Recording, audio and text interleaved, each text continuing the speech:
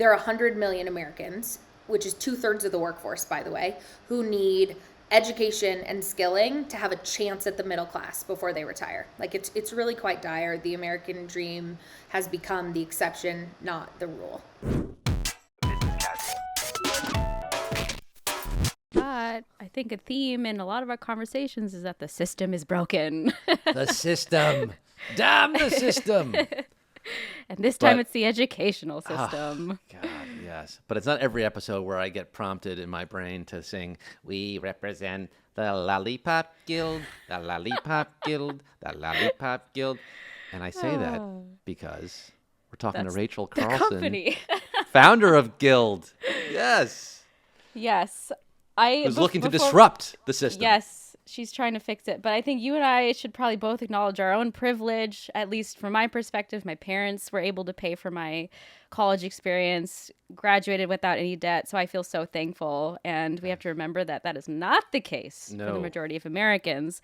So getting higher education at your current employer or while you're working is that much more important. So that's what Guild is trying to tackle. And I love that.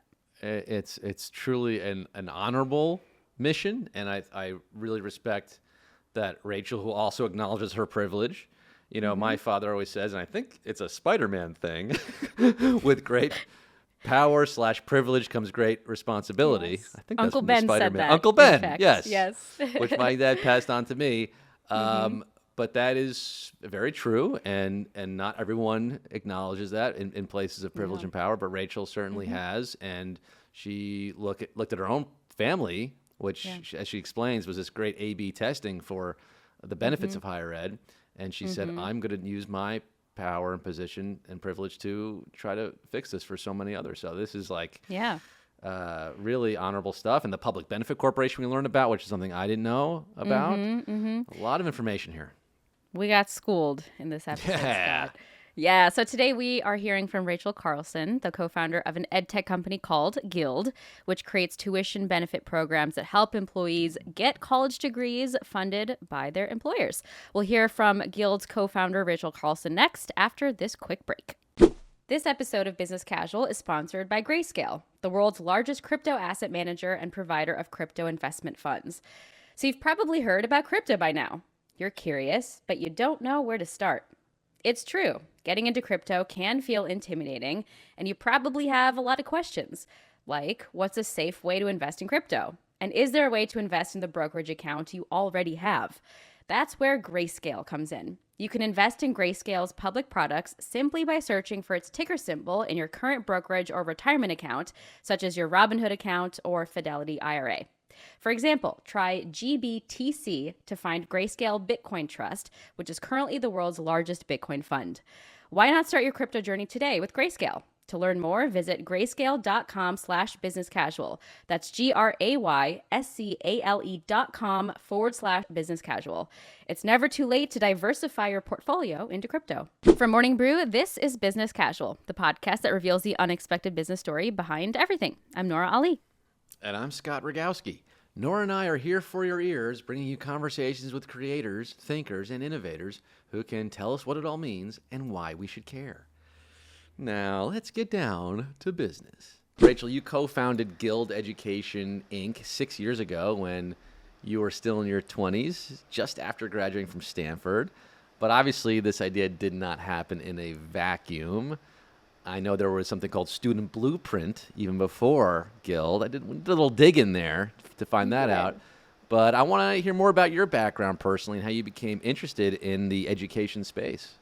Yeah, so I often talk about my why for Guild as having two flavors, one personal, one professional. On the personal side, it's easiest to describe my family as an A/B test on higher education. My dad is one of 7. My mom is one of 9 kids. And so I have 22 and 23 cousins on each side. Perfect for an A/B test, right? Yeah, good sample size. Yeah, exactly. That's what the statisticians tell me. On my dad's side of the family, my grandpa and grandma both were depression babies, but went to college, which, as we all know, is not that rare, especially for middle-class white families. At the time, obviously, was not uniformly distributed or racially equitable, but for their background, They both really loved learning. My grandfather fell in love with learning. He went back and went to law school and divinity school. My grandmother actually got a master's, which is quite rare for a 93-year-old today, and she got into education herself. And so they paid for all 7 kids of theirs to go to college. That was like their life goal. And then they paid for 22 of us grandkids to go to college, which is pretty remarkable. On my mom's side, my mom and only one other went off to college of the 9. But it sort of didn't matter, right? This was the 60s, 70s, 80s, where you could go get a great unionized job. You could go enter the middle class, whether or not you went to college. It wasn't this stark contrast. But then tune into Gen 3, my cousins on that side, and only a handful of us went straight to college. And that became the predictor of who got the launch pad into our 20s of an easier life, the chance to have children when we wanted to, the ability to buy homes, so many things that I think are really unfair in terms of the disparity. And so I just got sort of obsessed with the fact that I had cousins with even higher, honestly, IQ on my mom's side is smarter. I've said that on the record. My cousins are okay with me saying that. But those cousins have had much harder lives. But for one reason, which is they didn't have the money to go to school in these last 2 decades when it's gotten so much harder to do it, and when it's become the barrier to the middle class. So that's the personal. I can say more about the professional, but Yeah, we'll get to the professional, but so interesting that you have this empirical evidence to show the impact of access to education, and you decided to do something about it to offer access to those who might not have it. So you decided to approach this issue of educational access from this 3-sided marketplace, which is a challenge. A 2-sided marketplace is tough, but there's 3 entities now you're dealing with: universities, corporations, the learners/employees. So explain to us in the most basic terms how Guild works and how you get all of those entities on board. yeah, well, safe to say I didn't mean to build a 3-sided marketplace. That wasn't like my life goal, build some super complex business structure. My goal was to solve so like my cousins, there are 100 million Americans, which is 2/3 of the workforce, by the way, who need education and skilling to have a chance at the middle class before they retire. Like it's really quite dire. The American dream has become the exception, not the rule. And that's really problematic. So that was the problem I was obsessed with. We started looking at all 7,000 schools. This all came out of research at Stanford's various graduate schools, the School of Ed and the Business School, like Scott mentioned. We looked at the 7,000 schools in the US to figure out, okay, if you are one of these 100 million Americans, like where should you go get reskilled? And it turns out not everybody should go to Harvard Business School, and they won't let everybody in. So what should people do? It turned out there were only about 300 schools serving that population well. So much of higher ed in America was designed for like the 18-year-old who's upper middle class, who mom and dad drop off in the minivan, and then he lives in a dorm and goes to a frat party and a football game. Like, that's fine, but that's a very distinct experience that he's hiring college for. Like, our students, this 33-year-old mom, often woman of color, often works more than 40 hours a week. So there's only about 300 schools that serve them well. And we tried to figure out why weren't those schools scaling? Because it turns out in 2014-15, a lot of them were kind of stuck at the size they were. And the reason was they couldn't figure out how to meet the 100 million Americans they wanted to serve, because the cost of digital advertising had skyrocketed in the 80s, 90s, early 2000s. And like so many things, there was sort of a big tech monopoly, duopoly, call whatever you want, that made it really, really hard and cost upwards of $5,000-$10,000 to meet a single student on the internet to convince them to go back to school. So all these great public and nonprofit institutions said to us, if you can help us meet the 100 million workers who are already in the workforce, who we know we need to reskill, good Lord, we could fund all the things that we need to do. And I had been a community college advisor. That was my professional inspiration for the work. And so that's how we got to the third side of the marketplace, was we realized, oh my gosh, do you know who knows these 100 million workers?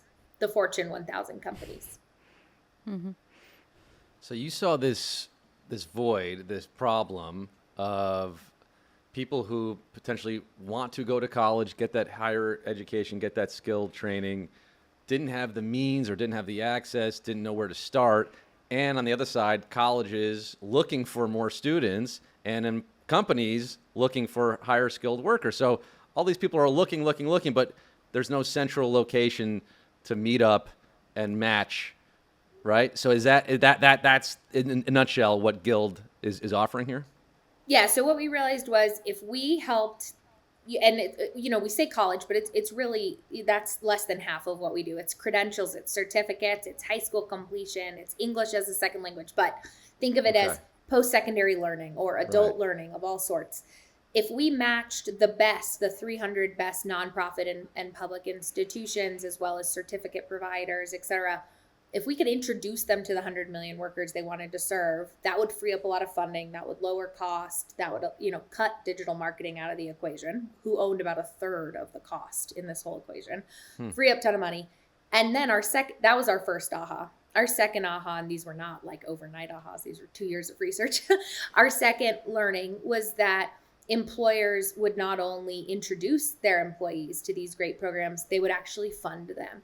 And it started off with them funding the majority of the tuition. And then as we proved out more and more of the ROI, almost all of our employers today fund 100% of their employees' education because the return on investment is so fantastic and because the costs are quite low. So, what then is the learner experience? Because it's clear that there's incentives for employers to offer these reskilling and upskilling courses and opportunities to their employees. But let's say you're an employee at Chipotle, it's something that Chipotle offers. How do you decide as a learner what courses you want to take? With the nature of work changing so rapidly, how does that whole process work for someone who wants to get involved? Yeah, it's a great question. So, if you're 18 and you go back to school, the question is, what do you want to learn? Not what do you want to do? And that's been kind of the liberal arts tradition. And there's nothing wrong with that. I, as a privileged 18-year-old, benefited from that. But that is not what the working adult wants. They want to start the conversation about career. So you have to actually flip the whole thing. And so our students talk to a career coach at the beginning of their experience. They use our products exploring their career before they ever step foot in a class. It's this idea that career services shouldn't be the last mile. It should actually be the first mile, right? And so, let's pick Iris, one of our students at Chipotle, who comes to mind. When we first met her, she knew she loved people. She was working in the restaurant. She had moved up pretty quickly and was making more and more money. She wasn't yet a general manager, but she ultimately ran the whole store. But she knew people were her passion, so she wanted to get into HR and recruiting. So with a coach and with, a lot of product discovery, finding out her strengths and, figuring out what classes had she already taken. She had tried some, dabbled in some, as have, close to half of Americans have taken some college classes. They just don't have a certificate or a degree. And she decided a bachelor's with a focus in human resources was the right fit for her. So it's an exploratory process. It tends to take a couple months. It's not, we're not a product, we're an experience, which is the word you used, which I love. Are you personally, Rachel, getting to know all these people, or are there just too many to get everyone's story? But it seems like you're tapped in. Today we represent and are able to serve over 5 million Americans who have access to our platform and our coaching. Doesn't mean they're all in classes at any one time. That would be wild. But so I don't know all 5 million, but Okay. I was a community, I was a community college advisor and fell in love with this work, but also fell in love with the idea of productizing it because I answered a lot of the same questions all day. And the most invigorating conversations I had were the deeply cognitive ones, the emotional ones, the ones where somebody realized oh God, I have some shame about my learner journey and I got to get over that D I got, or that high school counselor who told me I wouldn't amount to anything, or that person in my community who said, you're not a white collar, you're never going to work in an office. You're going to do, this path and there's no dignity in that, but you don't really deserve dignity. Everyone has these stories because in America, we declare people dropouts, right? We don't say, oh, that's a dropout factory, which unfortunately is the case for close to 50% of American schools. 3,500 of our schools, you shouldn't step foot in. They have negative outcomes on day one. You've wasted your time if you've spent an hour there. But we call everyone dropouts, even though, 90% of our community college students don't earn a certificate or degree. We blame them. And so what I'm really passionate about and why I try and listen to, and learn about 5 to 10 of our students every week is because you have to ground it in the lived reality to actually understand what a seismic and cultural and systemic issue we're trying to attack. Rachel, I love this conversation we're having around being really intentional about your career journey and not just thinking about what are the courses you want to take, what specifically it is you want to learn, but looking a little bit more into the future of work with more automation, especially. How much do you think reskilling and upskilling is going to be focused or is focused on management and people skills versus technical skills? And how does that sort of fit into the portfolio of offerings with Guild? That's a great question. For some reason, we've saved most of what you just mentioned, management, people leadership, for graduate school. I went to business school. I know a bunch of people who did, and then a bunch of them became hedge fund managers, and they don't manage anybody. They manage portfolios.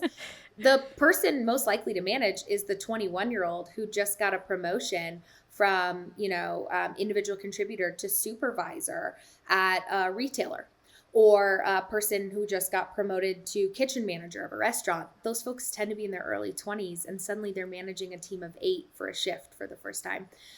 So we flip that on its head. We believe you should be able to learn management skills at the very beginning of your higher ed journey. And actually, one of our most popular programs is a frontline management certificate. So think coding boot camp, but for management. And why that's so important is that becoming a people manager is often the fastest path to the middle class across a variety of verticals in the US, but nobody tells young people that. Mm-hmm. Interesting. And you mentioned the frontline workers as being a segment that you aim to serve specifically. This is a phrase that we've only recently started hearing about in the wake of the pandemic, but of course there's always been frontline workers. We just never label them that. Who are those workers? How do you define that category? And why do you decide to focus on them? Yeah. It's funny. We've been saying that phrase for 10 years in the research, and it's like COVID. Suddenly we were like, oh, everybody knows what we're talking about now. It does look different by vertical, so you can't slice it just by salary or by education level, but it tends to be the entry level role, or what we call the launch pad role, in any vertical. So in a hospital, it's your med assists. They are often at the technician level. They are often that frontline person, but it is not a job that requires no training. It often requires a certificate or an associate's degree. In retail, it's your cashier. In restaurants, it's your cashier and your cook. In manufacturing, they work on the factory, not above on the second ring managing. So it takes on a different flavor, but it's the entry level role in any vertical, and it's often the group of folks who have been most left behind. And that's why I care. Like when we were doing the work on Guild, and I was as a research concept, I was obsessed with, education as a tool for distributing opportunity. And I talked to a lot of people who were starting coding boot camps at the time. This was 2014. Those were very in vogue. And a bunch of them said, like, I got into this work because I was really passionate. And now I help graduates of liberal arts schools get a second degree because they couldn't figure out what to do when they moved to New York at 23. And that's fine. Like, I'm building a business, but like, it just gave me a sense of, if I'm going to fall in love, if I'm going to get to do this work the way I want to do it, I want to do it for the most needing and the most deserving population that isn't being served by other products and technology or experiences. Mm-hmm. Rachel, you've brought up some really good points about maybe the systemic issues in our broader educational system. So I imagine you're very intentional about the universities that you get on board to participate with Guild. So I was listening to another interview of yours where you said it was difficult to be respected as a young person who didn't have a ton of experience as you were initially reaching out to universities as you were building the company. So you hired your dad to sort of be that face, that trusted gray-haired face that people might pay more attention to. I'm curious, what lessons did you learn in terms of knowing your own strengths, your own weaknesses, and maybe adjusting to how people perceive you? Speaking of people skills, that's a great people skill to have. Yeah, it was so interesting. And actually, COVID and the Zoom life has been really interesting on that dimension as well. I learned to play the game early on, because when you're early in any industry, you don't get to say, hey, I want to change the game. You have to just hack the game. So I dressed older, and I wore my hair differently, and I wore glasses even though my eyesight's pretty good. I played the game. And that we can all laugh about it. And I remember laughing with the minority of women who were also at business school with me at the time about the game. Yeah. Now I feel empowered because Guild has a little more leverage in the university space. And I'm like, I'm not playing the game anymore. I'm changing the game. And so being blunt about it, talking about it, having those conversations. I didn't tell people he was my dad for a really long time. I stopped using my maiden name and exclusively used my married name for that reason. Now I'm like, screw that. Like, I'm going to talk about it. And I think we have to, it's not always fair to ask a minority group to change the game. And I think we do that a lot in America. Like, why don't you just ... And the reality is when you're in an unempowered position, you can't always.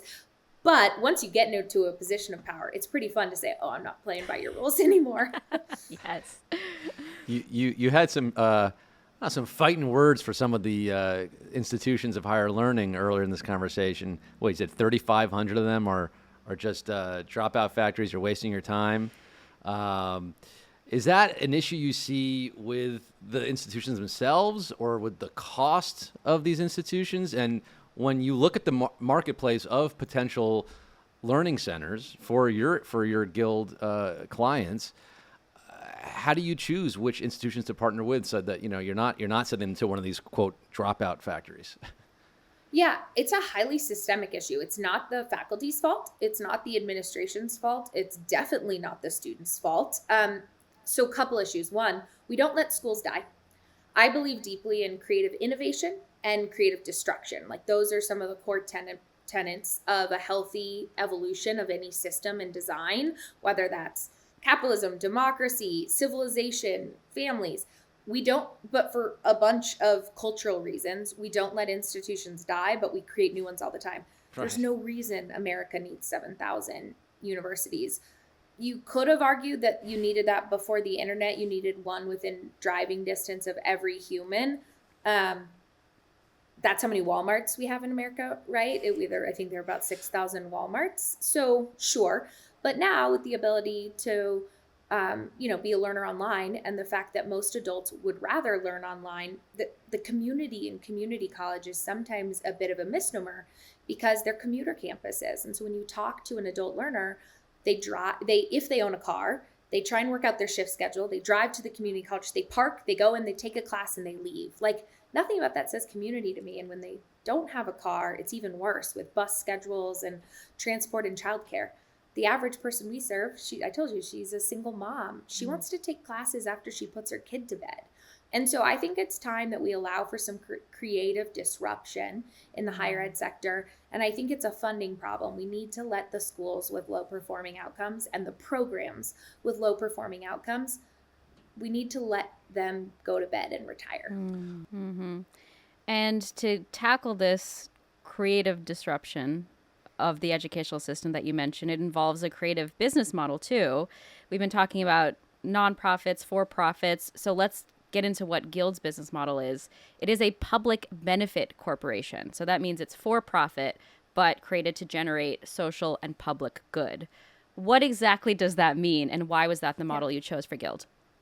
Yeah, great question. So the crux of how we get paid is when we went to those schools I told you about, those great nonprofits and publics that were outperforming with really great outcomes, like 80% graduation rates for Latinas, like data that was just so exciting. We said to them, hey, we want to provide you coaching, advising, all these career services, all the things we knew worked in the community colleges where we had been piloting.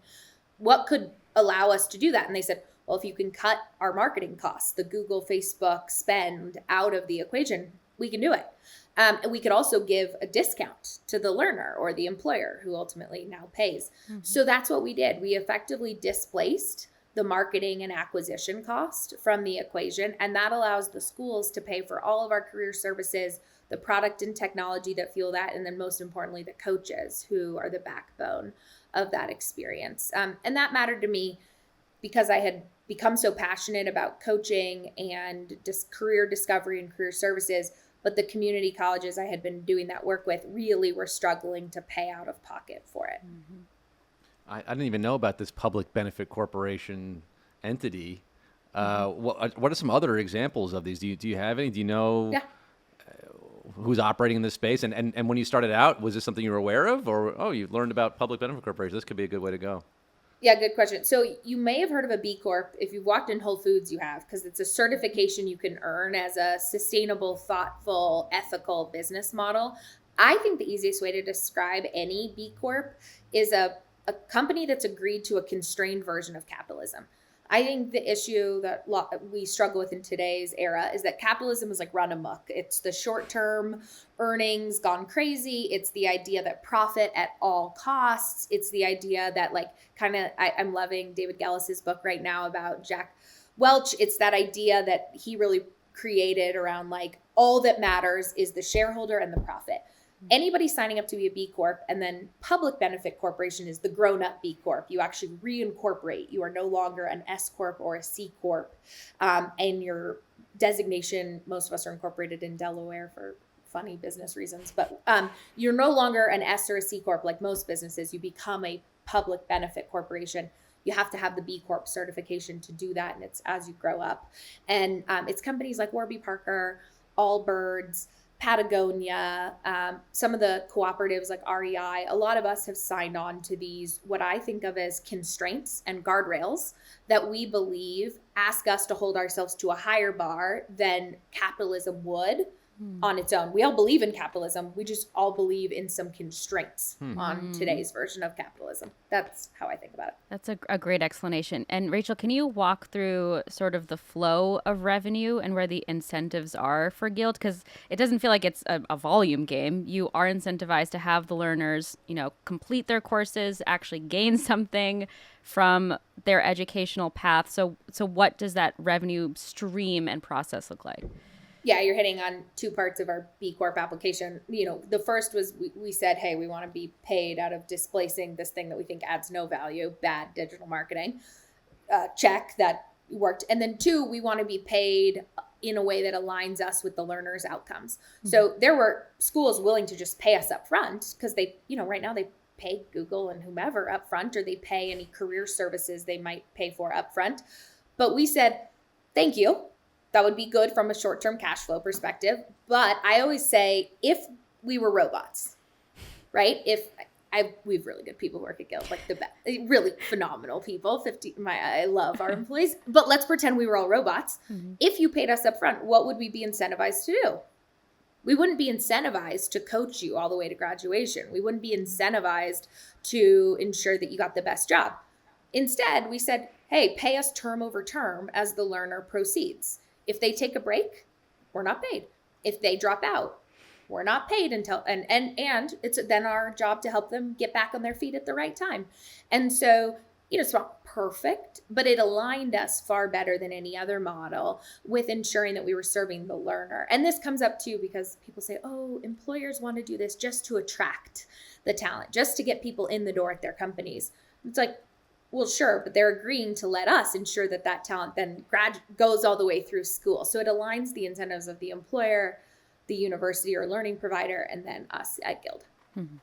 Rachel, I mean, just thinking about this whole model, thinking about this whole segment of the population that hasn't been served in a right way is truly kind of, mind-blowing for me. I mean, I come from a background where I was fortunate enough to have my education paid for, but certainly the things I studied aren't applying to what I'm doing now.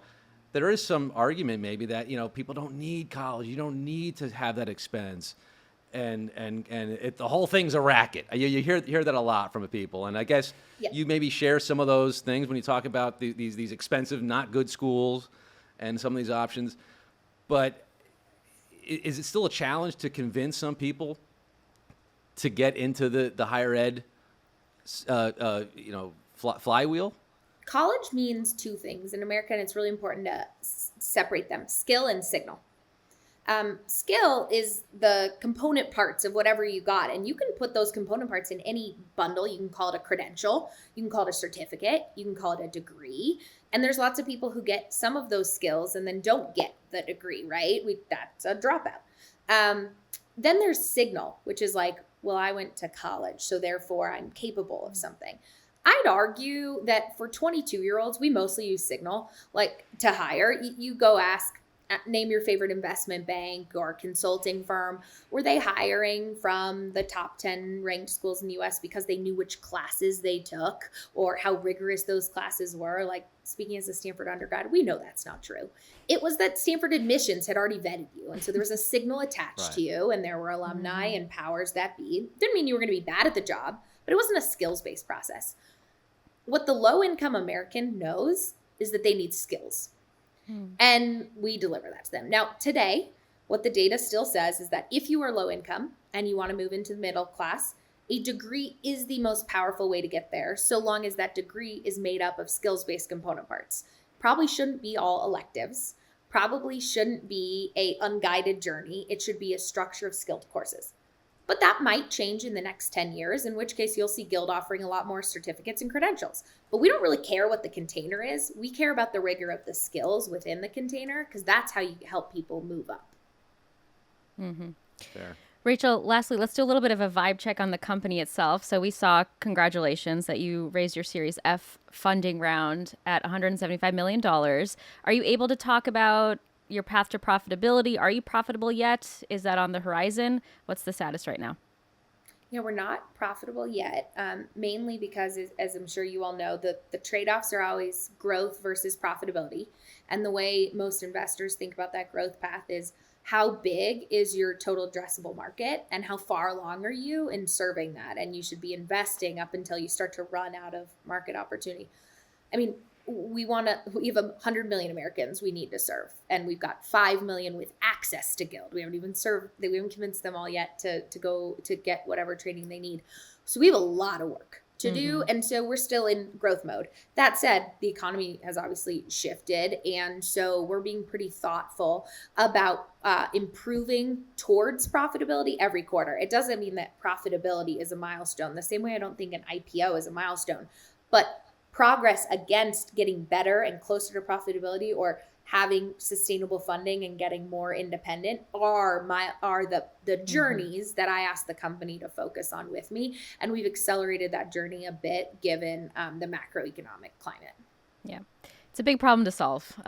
Yeah. And it's a very archaic system. So we understand, it takes time to get to that total addressable market. And now it's time for Quizness Casual, the business casual quiz with Rachel Carlson. Don't be nervous. Don't be. It's fun. There's nothing at stake. Guess what? It's multiple choice. All the questions are going to be about higher education in the United States. You probably already answered a few of them in the course of our conversation. So you also have Nora here to help you out. All right, she's going to be great. We're a team. Your co-student here. I'm just trying to come up with that. Co-learner. Co-learner. Like that, yeah. All right. Here we are. Numero uno. Which institution claims to be the oldest institution of higher education in the United States? Is it A, Princeton, B, University of Pennsylvania, C, Harvard, or D, Rutgers? My gut is Princeton, but I'm not sure. Nora, what do you think? It's Harvard. 1636, yes. Oh, look at you! You can tell at Guild we're like, I don't care how old you are. It helps when you go there, right? I also gave tours. Like, I was going around campus saying 1636. I was a Stanford tour guide. So nice. We both claim that like slightly embarrassing elitist badge. Totally. Are you good at walking backwards, Rachel? Because that's what I had to learn. Quite good at. Yep. Yeah, I was that's pretty important. good at that. But we mostly make jokes about Harvard in our tours. Oh, so come on. I give that to you. That's fine. I'm sensing some Ivy envy here, but we're going to go on to Q2. What is the most popular college major in the U.S.? Communications, business, English, or history? I think it's business, but it depends if it's bachelor's degree or associate's degree is included in your data. Do we know? Go with your gut here on this one. Okay. This is when Scott hints to us that you were right. Bachelor's. So. Let's go with bachelor's. Yeah. All right. I think it's business. Business. Good at business. Yeah. According to data from the National Center of Education Statistics, U.S. colleges and universities awarded 2 million bachelor degrees in 2018 and 19. More than half of those concentrated in just 6 fields of study. And of those, business, the number one. About 390,000 bachelors awarded in 2018 and 2019 for business. So you're good on that one, too. We're Nice. 2 for 2 here. Woohoo. Down to the home stretch. What is the most expensive college in the U.S. according to 2021-22 tuition data? Columbia University, Brown University, Cornell University, or Tufts University? Oh, my. Oh, I thought a couple years ago it was University of Chicago, so I was Oh. And I surprised. thought that was on your list. NYU. I thought NYU would be on the list, but I would bet Columbia. It's not. I don't think it's Cornell. It could be Tufts, but I would bet Columbia. What do you Let's think? go Mark? with Columbia. Yeah, it's New York City. It's expensive. Yeah. Let's go with it. that's it. Real estate, location. Columbia, $63,530 annual tuition, most expensive according to Whoa. U.S. News and World Report. Okay, Is only it because you did worth that it? one, I have to tell your listeners what everybody needs to know more about is the average cost. Because the problem is low-income Americans hear that and they think like, no one in my family's even ever made that in a year pre-tax. But the average school is less than $6,000 a year. And so I love that you asked the question. And the main thing we need to do from a media perspective is change the conversation so that low-income Americans know there are feasible paths to get a credential or a certificate or a degree that don't require putting out a second mortgage if you even happen to own a home, let alone going into hundreds of thousands in debt. Or with Guild, where it's mostly paid for. Or go work at one of our companies. There you go. But I thought I wouldn't stand on my soapbox since I was already being kind of preachy. But there you go. That's just great information. Thank you for pointing that out, Rachel. Yeah, and thank you for being a guest on the show and for going 3 for 3 here on Quizzes Woohoo. Casual. Phenomenal work. Thank you. Nora saved me. It was Teamwork it was makes the dream teamwork. work. Yes. Thanks for joining us on the pod, Rachel. We appreciate it. Thank you. This is awesome. We love hearing from you, our listener, our beloved Business Casual family.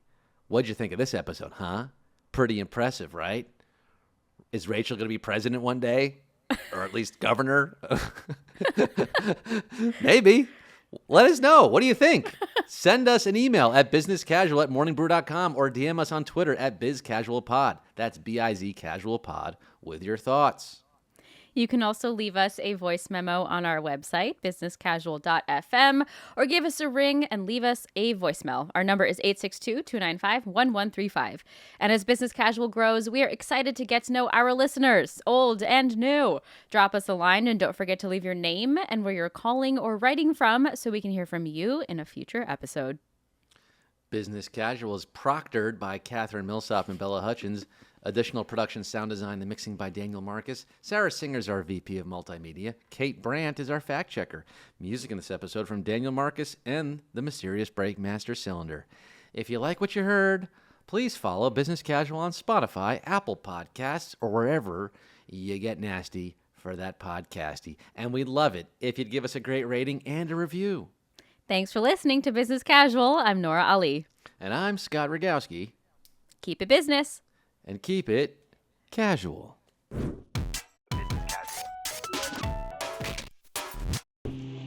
If you like what you saw and you like what you heard, you can listen to the entire episode of this podcast, Business Casual, anywhere you get your podcasts. And please go ahead and subscribe to the Morning Brew YouTube channel and go ahead and click on that alarm bell, that thing right there, so you can be alerted anytime there's a new video.